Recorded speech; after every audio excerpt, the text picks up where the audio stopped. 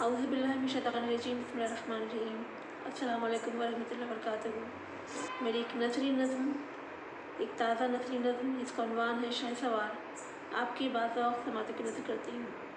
نظم شہسوار۔ عورت صبر کا پیکر، حسن میں یکتا، کائنات کا حسن، قوت برداشت میں سبقت لے جانے والی ہستی، خاموشی جس کا زیور، شرم و حیا جس کا لباس، ماں بہن بیٹی اور بیوی کی شکل میں سب کی خیر خواہ، وہی عورت قربانی اور وفا کا پیکر، خوبصورتی اور خوبصورتی کی مثال، سب کو جوڑ کر رکھنے والی، سب کے دلوں تک پہنچنے والی ایک مہربان ہستی۔ ہاں وہی عورت، قوت تخلیق جس کا غرور، جس کی گود میں پلے انبیاء و اولیاء، وہ ہر میدان کی شہسوار، ہمت و دلیری میں کسی سے کم نہیں، کہیں رضیہ سلطانہ ہے تو کہیں جھانسی کی رانی، کہیں مدر ٹریسا بن کر انسانیت کی خدمت کرنے والی ذات ہے تو کہیں ممتا بنرجی کی شکل میں ملک و قوم کی خیر خواہ بھی ہے۔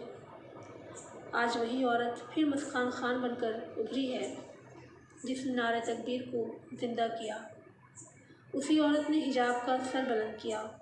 ہاں یہی وہ عورت ہے، ہاں یہی وہ عورت ہے جس نے پیروی کی خدا کے ہر حکم کی، جس کا وجود ہمارے لیے فخر کا باعث ہے۔ شکریہ۔